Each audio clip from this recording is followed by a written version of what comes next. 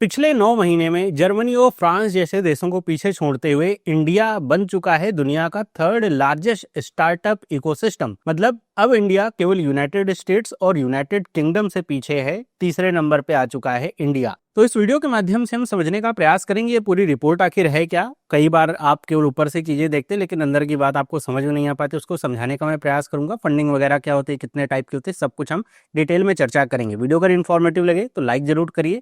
इस तरह की वीडियोस मिस नहीं करना चाहते हैं तो चैनल को सब्सक्राइब करिए। तो अगर हम की हाईलाइट की बात करें तो एक अभी रिपोर्ट आई है इंडिया टेक फंडिंग 9M 2025 जो कि निकाली है global market intelligence platform Turkson ने।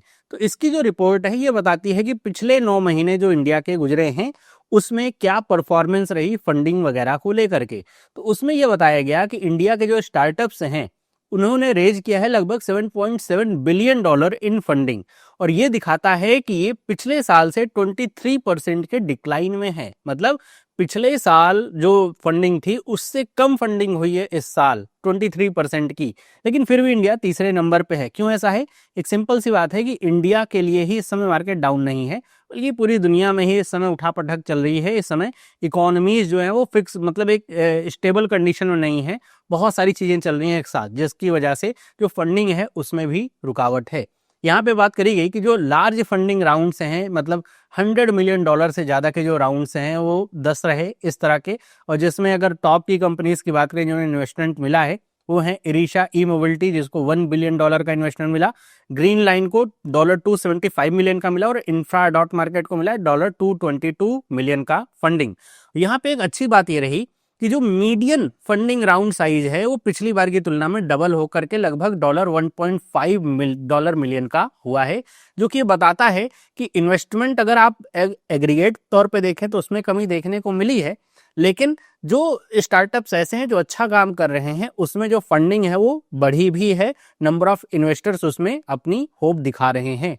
अगर हम यहाँ पे एक बात करते हैं कि ये जो फंडिंग वगैरह की हम बात कर रहे हैं इसके कई सारे स्टेजेस होते हैं। मतलब एक होता है सीड स्टेज, एक होता है अर्ली, एक होता है लेट। कई बार इन टर्म्स को समझते हैं लेकिन मतलब इसका समझ में नहीं आ पाता है। तो देखिए, जब भी कहीं पे लिखा रहे कि सीड स्टेज की फंडिंग, तो इसका मतलब क्या हुआ? सीड को आप समझिए जैसे बीज। मतलब आपके दिमाग में अगर कोई कंपनी आपने स्टार्ट करी, आपके पास आइडिया है, आपके पास कोई प्रोटोटाइप है प्रोडक्ट का, आप जान रहे हैं कि ये प्रोटोटाइप या आइडिया मेरा हिट होगा, मार्केट में जो जाएगा, एक अलग तरह का प्रोडक्ट है, एक नए तरह का मार्केट क्रिएट करेगा, लोगों को टारगेट करेगा, लेकिन आपके पास पैसे नहीं है उस प्रोटोटाइप को लार्ज स्केल में डेवलप करने के लिए, एक डोमेस्टिक प्रोडक्ट या फिर एक प्रोडक्ट के तौर पे लाने के लिए। तब आप अगर कोई इस तरह का आइडिया पिच करें, कोई इन्वेस्टर है, कोई एंजल इन्वेस्टर है उसके सामने, और आपको वो पैसा मिले शुरुआत में, अभी तक आपने कोई रेवेन्यू जनरेट नहीं किया है या फिर बहुत ही कम है, नाम मात्र का कोई रेवेन्यू आपने जनरेट किया है, तब उस समय जो फंडिंग आपको शुरुआती सबसे स्टेज में फंडिंग मिलती है उसको कहा जाता है सीड स्टेज की फंडिंग।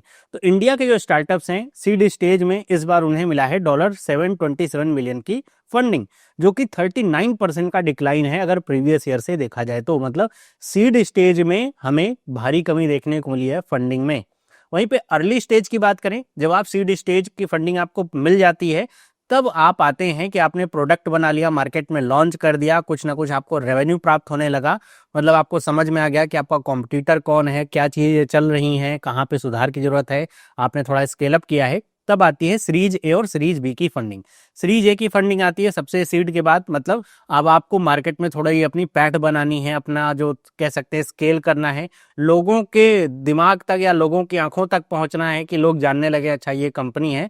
तब सीरीज ए की फंडिंग होती है और उसके बाद आपको कंपनी को थोड़ा और स्केल करना है, थोड़ा और डीप जाना है, तो स्केल बी की फंडिंग वो प्राप्त होती है। तो इसमें अगर हम बात करें तो इसमें अर्ली स्टेज की जो फंडिंग है वो हुई है लगभग $2.7 बिलियन की फंडिंग मिली है, जो कि 10% का ड्रॉप है 2024 से। लेकिन अगर 2023 में देखें जहां पे फंडिंग काफी खराब थी तो उससे तो स्टेबल दिख रहा है। फिर आती है लेट स्टेज की फंडिंग। मतलब जब सीरीज ए सीरीज बी की फंडिंग हो जाती है उसके बाद आपको और ज़्यादा जो कह सकते हैं डायमेंशंस में जाना है, और ज़्यादा आपको प्रोडक्ट लॉन्च करने हैं, और ज़्यादा नई नई चीज़ों को अपने स्टेब्लिश करना है, नए प्रोडक्ट लाने हैं। तो सीरीज सी और उसके बाद की जो फंडिंग्स होती हैं उनको लेट स्टेज की फंडिंग कहा जाता है।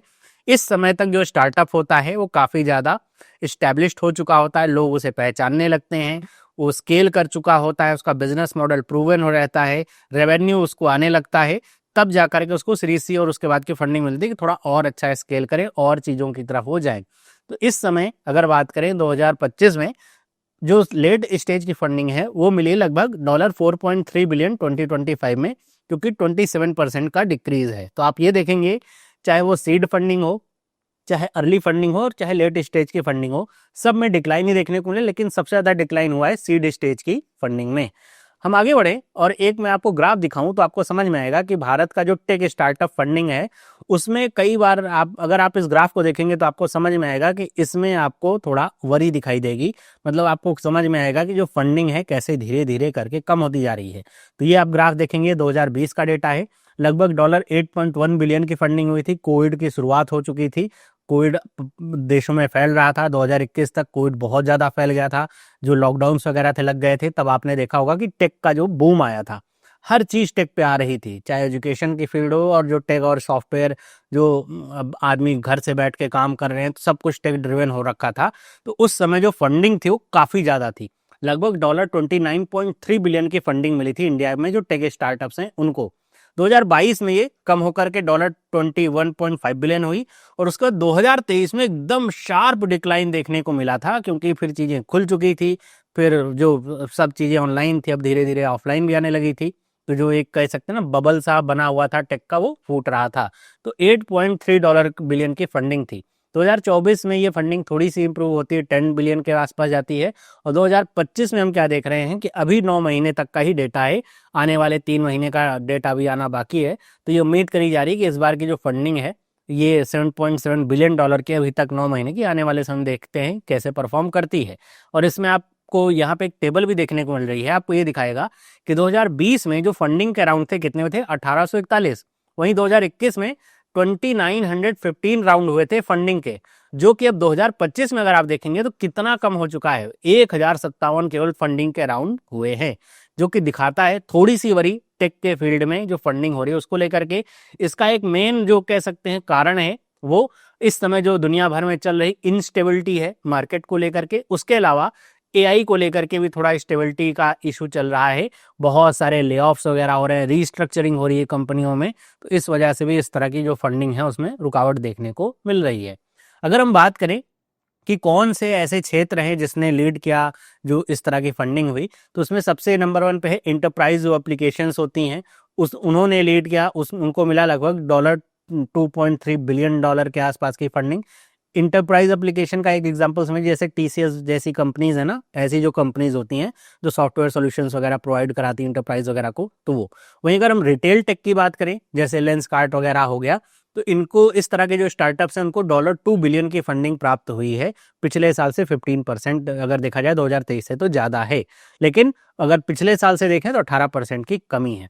वहीं अगर ट्रांसपोर्ट और लॉजिस्टिक्स टेक्नोलॉजी को अगर हम बात करें तो उसको मिला है $1.79 बिलियन की फंडिंग, जो कि पिछले साल से 17% अप है। केवल यही एक सेक्टर है जो अप है, बाकी तो दोनों क्या है यहाँ पे डाउन आपको देखने को मिलेंगे।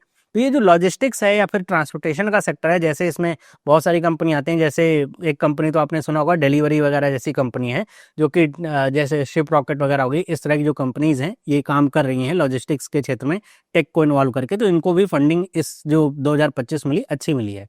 बाकी अदर सेक्टर्स को भी फंडिंग प्राप्त हुई, अब इनको ही आप जोड़ लीजिए, उसके बाद जो बचेगा उस बाकी जो अदर सेक्टर्स हैं उनको फंडिंग प्राप्त हुई है। अगर हम बात करें ज्योग्राफी की या फिर कौन से भारत में शहर ऐसे हैं जिनको सबसे ज़्यादा फंडिंग मिली है, तो सबसे नंबर 1 पे तो बेंगलुरु है। आपको पता है इंडिया की सिलिकॉन वैली कहा जाता है बेंगलुरु को। सबसे ज़्यादा जो स्टार्टअप्स हैं बेंगलुरु में ही हैं, वहीं पे उत्पन्न भी होते हैं, तो वहीं पर सबसे ज़्यादा फंडिंग में मिली है। लेकिन उसके बाद आता है मुंबई और फिर आता है गुरुग्राम एंड दिल्ली, मतलब जो दिल्ली एनसीआर वाला रीजन है, इसमें भी काफ़ी फंडिंग देखने को मिली है। अगर देखा जाए तो 2025 में जो एक्विजिशंस हुए हैं वो 110 हुए हैं अभी तक, जो कि ये दिखाता है कि भारत में जो कह सकते हैं जो स्टार्टअप्स हैं वो उनकी मैच्योरिटी को दिखा रहा है कि कैसे वो आईपीओज वगैरह को लाने को सोच रहे हैं, एक्विजिशंस वगैरह कर रहे हैं। इसके अलावा एक और इसमें इंपॉर्टेंट फैक्ट आता है कि भारत में 2025 में अभी तक 4 नए यूनिकॉर्न्स मिले हैं।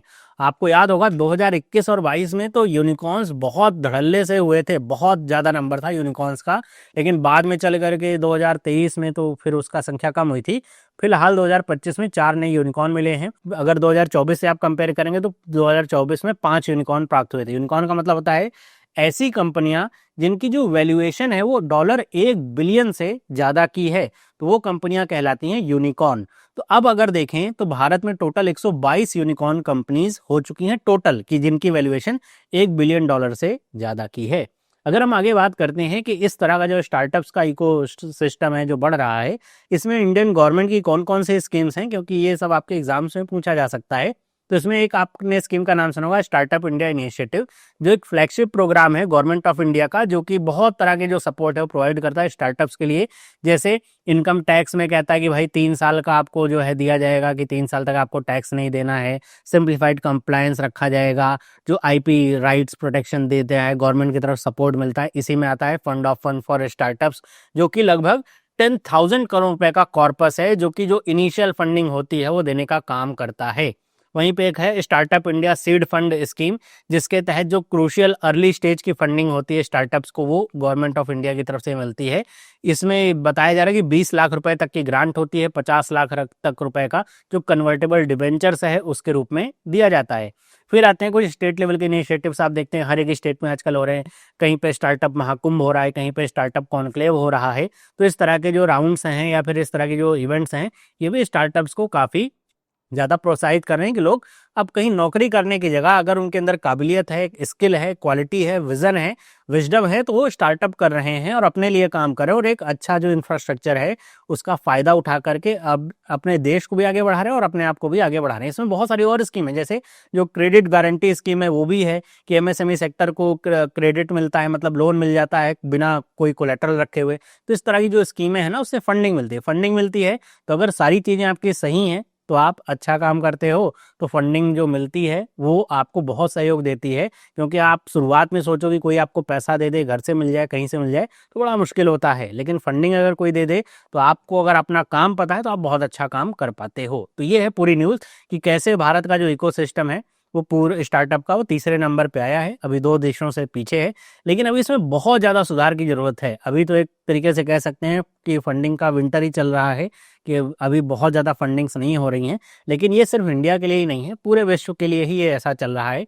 थोड़ा समय अभी और लगेगा, जब परिस्थितियाँ थोड़ा सेटल होंगी तब देखने को मिलेगा असली में कि जो फंडिंग है वो कैसे मिलती है और उससे फिर इंडिया को कितना और फ़ायदा होता है।